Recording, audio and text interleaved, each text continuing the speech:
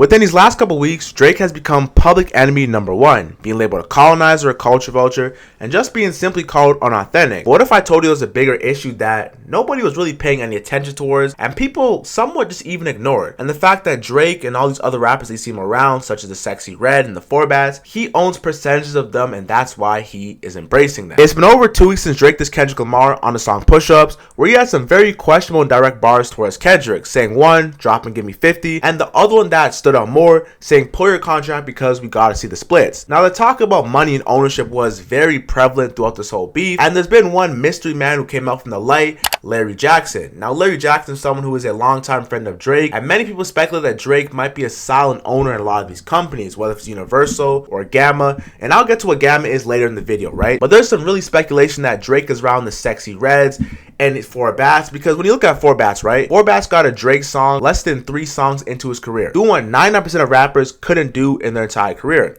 Now looking at Sexy Red, right? Sexy Red and Drake, you got someone from Toronto, the Jewish kid who's a rapper, and you got someone from St. Louis, one of the most ghetto and ratchet chicks ever, linking up and they're in music videos or doing camos, and it just seemed very unauthentic. Now I rock with Drake heavy, but I gotta call a spade a spade. Drake and Sexy Red was like something that you would never imagine, and there's been a lot of speculation that the only reason that Drake is around them is because he's getting paid off them. And I ain't defending. It sound like a nigga that could rap at that level that gets paid off of everybody's deal trying to rap.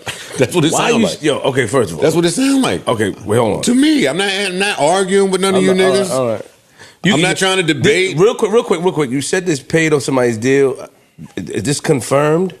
Or this is just some inside shit that you saying? Oh, you think he just likes being around Sexy Red that much? Throughout this entire rap beef, many speculations and theories were thrown out, with the first one being that Drake is getting paid off Sexy Red's deal. Now, there isn't any hard concrete evidence that proves, oh yeah, that's a fact and that's true, but if I were to take a guess based off Drake being around these certain artists, I would say that is true. Now, the second one would be that Drake is a silent partner in Gamma, and Gamma is a music company that's essentially private equity. Now, long term short, private equity is that they just buy the catalogs of bigger artists and get percentage of the streams, which is what they did with Rick Ross and Snoop Dogg. Recently, Drake was at the center of a 20v1, going at Future, The Weeknd, Rick Ross, Kendrick Lamar, but do you know what half of these rappers have in common? Half of these rappers are signed under UMG, and the labels under it such as Republic, with Ross being an exception, signed under Gamma. The co-founder of Gamma is Larry Jackson. But who is Larry Jackson? You know, Larry Jackson is a longtime friend of Drake and someone who has a decade-long tenured career in radio and in the hip-hop music industry. But why and how did Drake allegedly get a deal which gave him splits in other rappers' percentage? Now, after a conversation with Joe Budden and Larry Jackson, Joe would say that Larry spoke to him and said that he wanted to have the Avengers in the music industry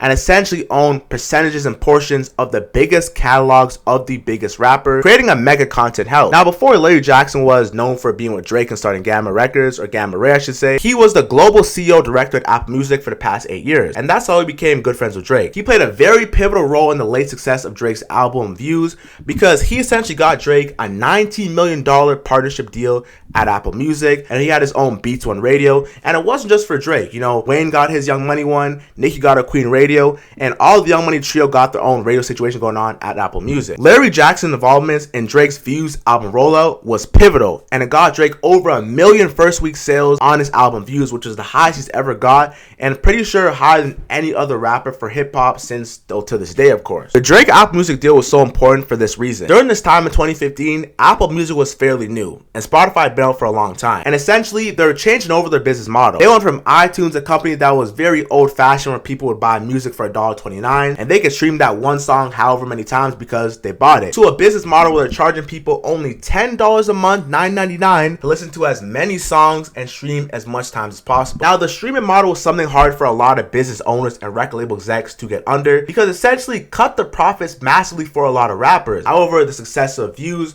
being exclusively released on Apple Music played a very pivotal role in Drake's going up and Larry Jackson making a lot of money. So when Drake came by later in his career to do some business deals, Larry Jackson hit him up because he made him a lot of money in the past. Drake would reference on many of his old songs saying, somebody get Larry Jackson on the phone, I need ownership if we press and go. And even saying other songs such as the 20% of you owe is my Tootsie's money, talking about Drake owns percentages and is getting money from other catalogs and other rappers. Now mind you, this is all based off perception that Drake said. In many of Drake's songs, Drake flexes his money, his accolades, and success, but in a recent interview with Joe Budden and Larry Jackson, Joe Budden would ask Larry the $1 million question, and if Drake is a silent partner in Gamma. However, Larry would have a very interesting answer to this question. Without jamming you up, because I don't really want, now that I'm with you, I don't want to include you in my mess. But do you think that Drake's deals are a point of contention for his peers?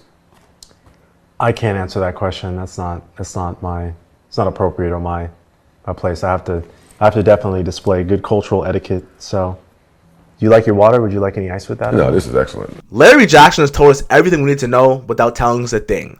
The fact that he said he didn't want to answer the question because it wouldn't be good culture etiquette lets us know that Drake is a silent partner. It's not a hard question to answer. It's a simple yes or no. And if it was no, he could have said no. But if it was yes, he maybe had a nicer way to put it without putting people's business out there. Now Drake, there's been rumors about Drake having a $400 million deal with Universal, which is kind of controversial in my opinion because I always view Drake as like the big dog. So why would Drake, 15 years in his career, still be signed to a major when he could be independent, still sell his $20,000 or 20,000 capacity arena tickets and arena seats? But in my opinion, Drake must be getting something that no one else is ever being offered. Drake may be getting a percentage of Universal. And I say this because every accolade of success Drake has achieved in his career. So there's no need for him to be signed to a major label, especially in a 360 deal. Like his UMG deal that's worth $400 million is reportedly being a 360. So they're getting merch, they're getting ticket sales, they're getting streams. They're getting a piece of everything. When with Drake being such a big caliber rapper, it's quite strange. So my only knowledgeable or logical answer is Drake might even be a silent partner in UMG as well for maybe less than 1%. I don't know. I'm not entirely sure. This is all speculation. But when I look at the business moves of Drake, I understand why a lot of people are upset because you have someone who you feel like isn't true to you, isn't doing good business by you, but you're finding someone out that they're owning people's publishing, or not, or should I say not people's publishing, but percentages of people's catalogs, even though it might be a little bit. And Drake is just bragging about it in all his raps. Another interesting point in this beef was Drake being compared to Michael Jackson. Now, Drake has been compared to Michael Jackson for his entire career, and it seems a bit disingenuous for a lot of people because a lot of people hate the comparison, saying, yo, how you gonna compare someone like Drake, who doesn't rap his raps, he doesn't write his raps, I should say, he's not the best at this, to a living or a dead legend, I guess you can say, Michael Jackson. And I'm gonna be real, it's kind of hard to compare a dead rapper to a living rapper who's so cemented in just life in general. Like Thriller is like the greatest album that ever came out. And you have Drake, who's always involved in some scene of beef or some scene of commotion.